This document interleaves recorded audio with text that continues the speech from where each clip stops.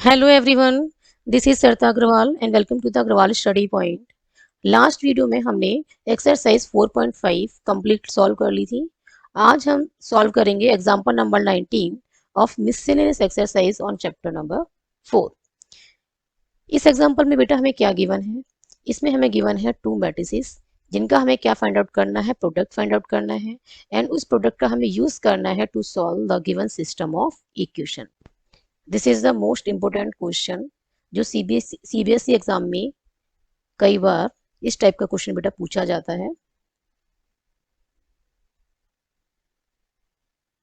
तो आपको इसको बिल्कुल अच्छे से समझना है कि इस क्वेश्चन को कैसे सॉल्व करना है।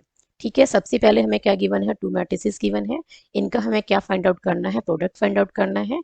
देन उस प्रोडक्ट को हमें यूज करना है to solve the given system of equations. हमें यहाँ पे थ्री लीनियर इक्वेशंस गिवन है इन थ्री वेरिएबल।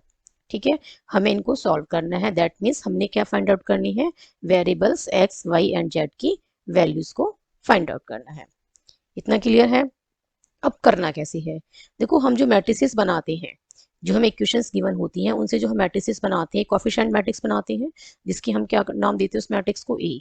ठीक है, वेरिएबल्स की मैट्रिक्स को हम क्या नाम देते हैं? एक्स। और जो कांस्टेंट की जो मैट्रिक्स होती है उसको हम क्या नाम देते हैं? बी। तो अब क्या करते हैं? ए एक्स बी को छोड़ के कोई अदर नेम हम इन दो मैट्रिसेस को दे देते हैं।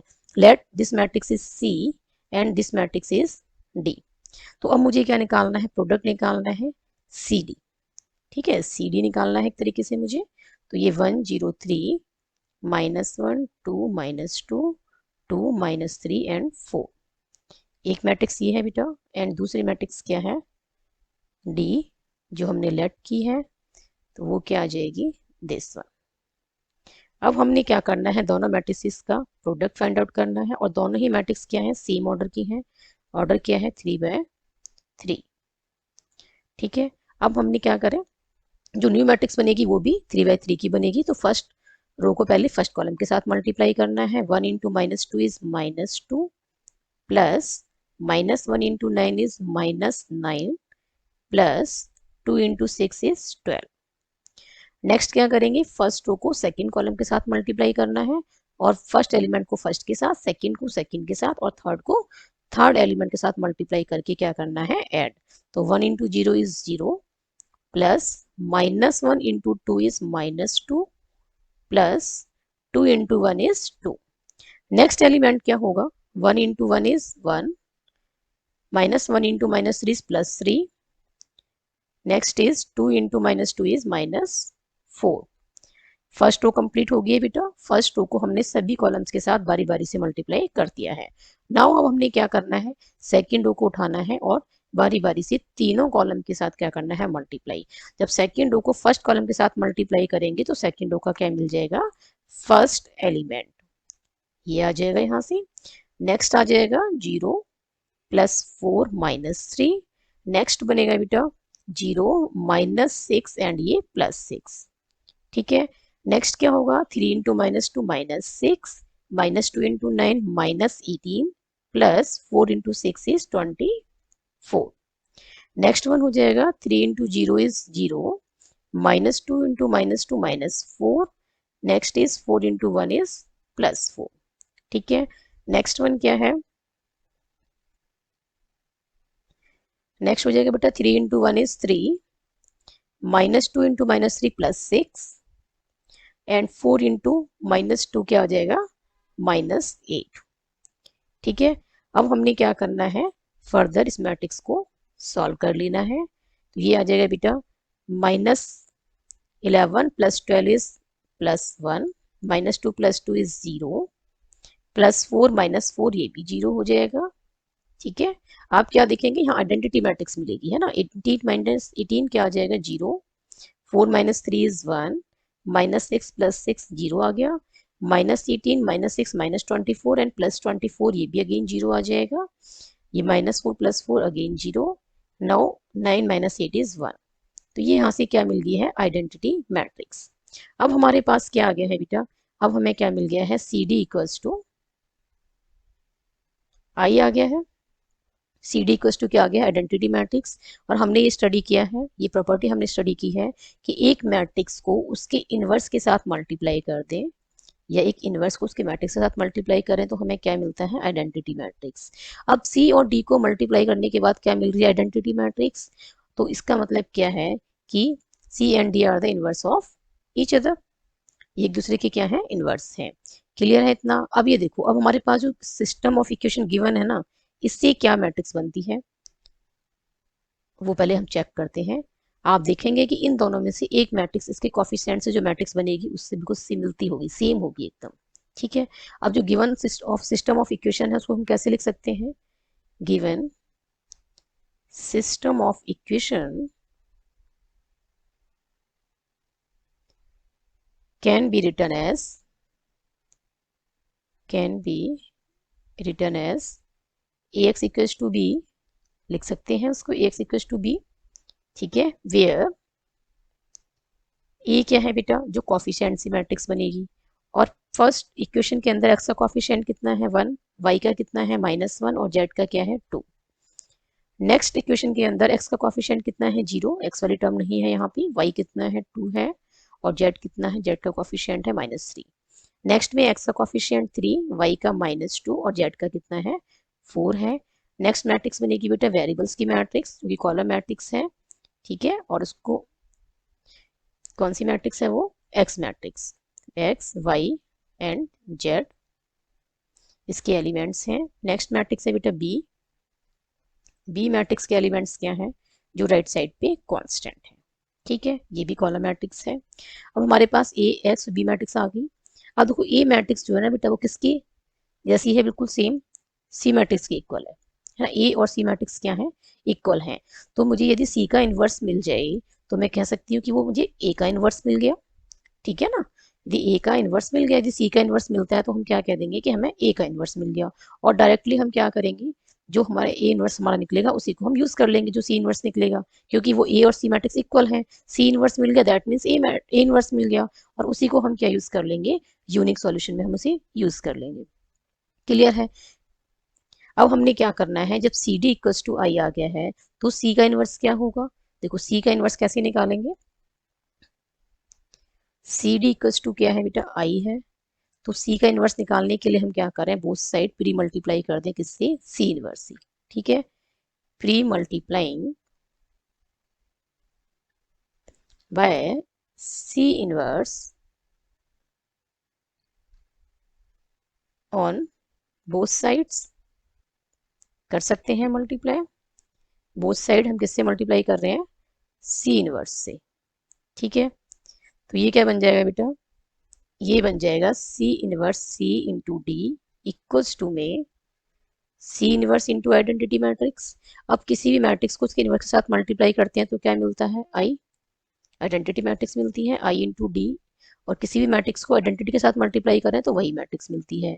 ठीक है। तो यहाँ से क्या आ जाएगा, डी मैट्रिक्स, और ये आ गया सी इनवर्स। तो सी इनवर्स क्या मिल गया है, डी मैट्रिक्स। ठीक है। ऐसे करके देखना चाहे ऐसे कर ले, ऐसे नहीं करना तो आप डायरेक्ट भी लिख सकते हैं कि सी क्या है, सी इनवर्स क्या आ जाएगा, डी मैट्रिक्स। बिकॉज ये प्रॉपर्टी हमें क्या बताती है कि ये दोनों मैट्रिक्स क्या हैं, एक दूसरे के इनवर्स हैं। ठीक है। तो सी मैट्रिक्स का मुझे इनवर्स निकालना है तो वो क्या आ जाएगा, डी, और डी का इनवर्स निकालना होता तो क्या आ जाता है बेटा, सी मैट्रिक्स।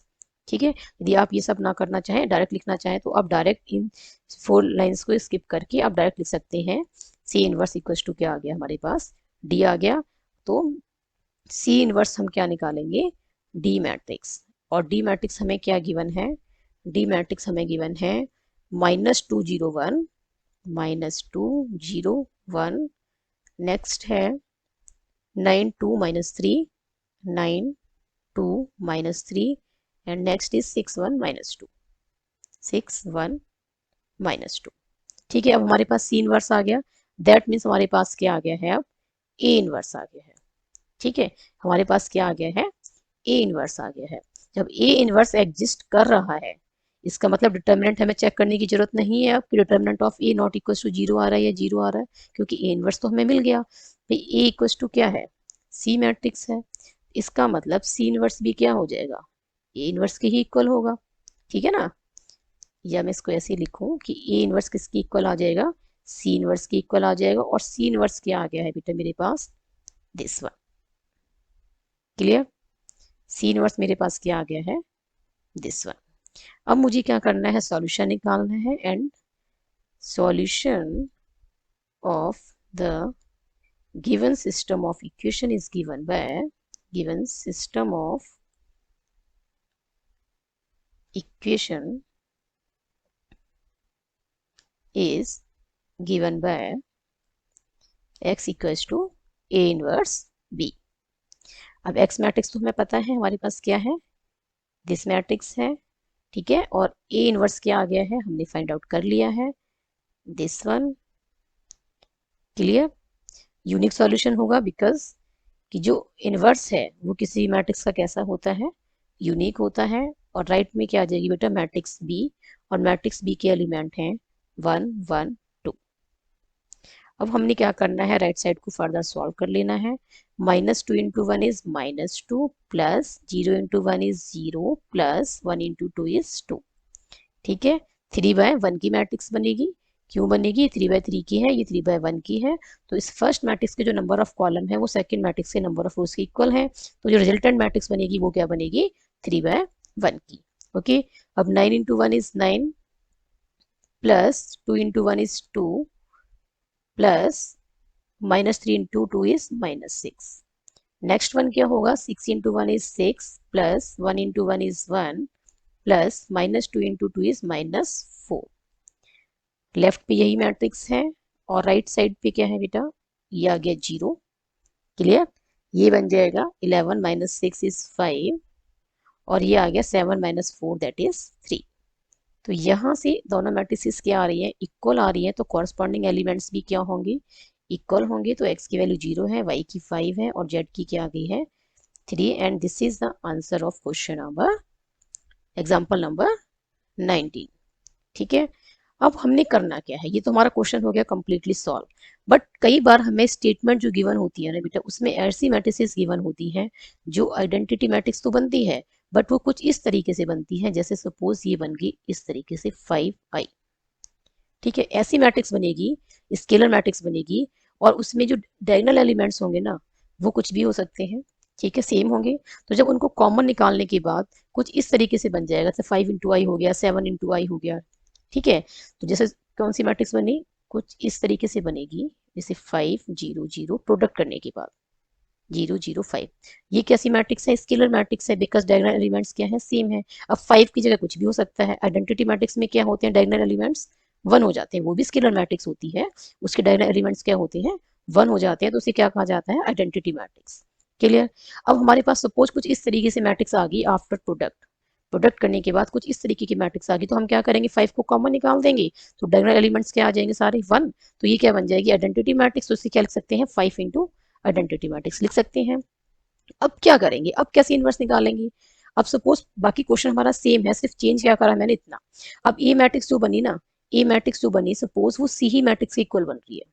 तो अब मुझे क्या निकालना है, ए इनवर्स, और ए इनवर्स किसके इक्वल होगा, सी इनवर्स की। तो अब सी इनवर्स कैसे निकलेगा, तो सी इनवर्स यदि मैं आपको डायरेक्ट बताऊं तो क्या आ जाएगा, सी इनवर्स आ जाएगा बेटा 1/5 इंटू डी। ये आया कैसे, सपोज बेटा ये इक्वेशन जो है हम इसे नंबरिंग कर देते हैं 1। ये फर्स्ट इक्वेशन है सपोज। ठीक है, अब हमने क्या फाइंड आउट करना है, सी इनवर्स फाइंड आउट करना है। तो हम क्या करें, इस फर्स्ट इक्वेशन में प्री मल्टीप्लाई करते हैं by c inverse on both side. तो ये क्या बन जाएगा, सी इनवर्स इंटू सी क्या आ जाएगा, आइडेंटिटी मैट्रिक्स, इंटू में क्या है, डी मैट्रिक्स, इक्वल्स टू में क्या आएगा, 5 c inverse into identity matrix क्या आ जाएगा, सी इनवर्स। बिकॉज किसी भी मैट्रिक्स को जब आप आइडेंटिटी मैट्रिक्स के साथ मल्टीप्लाई करते हैं तो वही मैट्रिक्स मिलती है। ऐसे ही यहाँ पे क्या आ जाएगा, ये डी मैट्रिक्स आ जाएगा, और ये आ जाएगा 5 इंटू सी इनवर्स। क्लियर है? यहाँ से सी इनवर्स हमें क्या मिलेगा, 5 यहाँ पे क्या है, राइट साइड में मल्टीप्लाई में है, तो लेफ्ट में जाके बेटा डिवाइड में जाएगा। तो ये बन जाएगा दिस वन, और इसको हम क्या लिख सकते हैं, c inverse equals to 1/5 into matrix d. इस तरीके से हम क्या निकाल सकते हैं, इसका सी इनवर्स निकाल सकते हैं। क्लियर है? और डी इनवर्स निकालना है तो वो क्या आ जाएगा, 1/5 इंटू सी। तो हमने क्या करना है, हमें जो दो मैट्रिसेस गिवन है उनका प्रोडक्ट फाइंड आउट करना है। प्रोडक्ट या तो डायरेक्ट आइडेंटिटी मैट्रिक्स बनेगा या फिर कुछ इस तरीके से बनेगा। और इस प्रोसेस को फॉलो करके, इस प्रोसीजर को फॉलो करके हम क्या निकाल सकते हैं, मैट्रिक्स का इन्वर्स निकाल सकते हैं। कौन सी मैट्रिक्स का इन्वर्स हमें निकालना होगा? जो मैट्रिक्स किसके इक्वल होगी? जो कोफिशिएंट से मैट्रिक्स बनी है, वो जिस कोफिशिएंट से जो मैट्रिक्स बनी है ना, इन दोनों मैट्रिक्स में जो मैट्रिक्स उसकी इक्वल है उसी का हम क्या फाइंड आउट कर लेंगे? ये इन्वर्स। ठीक है, उसी मैट्रिक्स का हम इन्वर्स फाइंड आउट कर लेंगे। जो किस मैट्रिक्स के इक्वल आ जाएगा? ए मैट्रिक्स के, ए इन्वर्स का जो मैट्रिक्स, ए मैट्रिक्स का जो इन्वर्स है उसके इक्वल आ जाएगा। ठीक है, तो हमारे पास क्या आ गया? अब इन्वर्स आ गया, एक्स मैट्रिक्स है, बी मैट्रिक्स है। नाउ हम यूनिक सॉल्यूशन फाइंड आउट कर सकते हैं। अब हमें डिटर्मिनेंट ऑफ ए निकालने की कोई नीड नहीं है, एडजॉइंट ऑफ ए भी निकालने की कोई नीड नहीं है। क्यों नहीं है डिटर्मिनेंट निकालने की? तो वो डिटर्मिनेंट सबसे पहले हम क्यों निकालते हैं? कि चेक करने के लिए कि इनवर्स जो है वो एग्जिस्ट कर रहा है कि नहीं कर रहा है। ठीक है, फिर हम क्या निकालते हैं? एडजॉइंट निकालते हैं। और डिटर्मिनेंट ऑफ ए इनवर्स में भी यूज होता है, क्योंकि हम फार्मूला क्या है ए इनवर्स का? ए इनवर्स का फार्मूला होता है adjoint of A divide by determinant of A. तो इसमें भी डिटर्मिनेंट ऑफ ए यूज होता है। ठीक है, सबसे पहले हम क्या चेक करते हैं कि सॉल्यूशन जो है वो इनवर्स जो है वो एग्जिस्ट करता भी है या नहीं है। ठीक है, सिस्टम कैसा है, कंसिस्टेंट है या नहीं है। सबसे पहले हमने ये चेक कर लिया कि मैट्रिक्स हमारी सिंगुलर है या नॉन सिंगुलर है। उसके बाद यदि आ जाता है नॉट इक्वल टू जीरो, तो हम क्या फाइंड आउट करते हैं? Adjoint of E. बिकॉज क्योंकि हमने ए इनवर्स का फार्मूला लगाना होता है adjoint of E divide by determinant of E. But हमने यहाँ पे ये सब नहीं करना है। ठीक है, ना हमें डिटर्मिनेंट ऑफ ए निकालना है, ना ही हमें एडजॉइंट ऑफ ए निकालना है। बिकॉज हमें जो कोफिशिएंट मैट्रिक्स बन रही है उसका इनवर्स हमें डायरेक्ट मिल रहा है with the help of product of the given to matrices. Clear? तो हमने क्या करना है? डायरेक्ट उस प्रोडक्ट से जो इनवर्स मिल रहा है उसको हमें डायरेक्ट यूज करना है और फाइंड करनी है the values of variables x, y and z. Clear है? तो this is the most important question. इस टाइप का कोई भी क्वेश्चंस जो है वो आपके एग्जाम्स में पूछा जा सकता है और कई बार पूछा गया है। ठीक है, एक हमने क्वेश्चन नंबर 15 पढ़ा था जिसमें सिर्फ हमें एक मैट्रिक्स गिवन थी और उसका हमें क्या फाइंड आउट करना था? इनवर्स, और उसको हमने यूज करना था to find the solution of the given system of equations. और यहाँ पे हमें क्या गिवन है? टू मैट्रिसेस गिवन है। ठीक है, वहां पे एक मैट्रिक्स गिवन थी, उसका इन्वर्स निकालना था, उसी को यूज करना था। यहाँ पे हमें क्या गिवन है? टू मैट्रिसेस गिवन है, टू मैट्रिसेस का प्रोडक्ट निकालना है और उसकी हेल्प से हमें क्या करना है? जो कोफिशिएंट वाली मैट्रिक्स बनेगी उसका इन्वर्स फाइंड आउट करना है और उस इन्वर्स को हमें यूज करना है to solve the given system of equations. तो इस क्वेश्चंस की बेटा, इस टाइप के जो क्वेश्चंस हैं उनकी प्रैक्टिस आप बार बार करते रहिए। एक्सरसाइज 4.5 के क्वेश्चंस की प्रैक्टिस भी बार बार करती रहिए। ठीक है, this exercise is one of the most important exercise on chapter number 4. I hope this solution is clear to you. If you have any doubt, then write in the comment section. यदि video पसंद आई हो तो like this video and share this video and subscribe my YouTube channel Agarwal study point and don't forget to press bell icon to get latest updates of my upcoming videos. Keep studying and keep watching.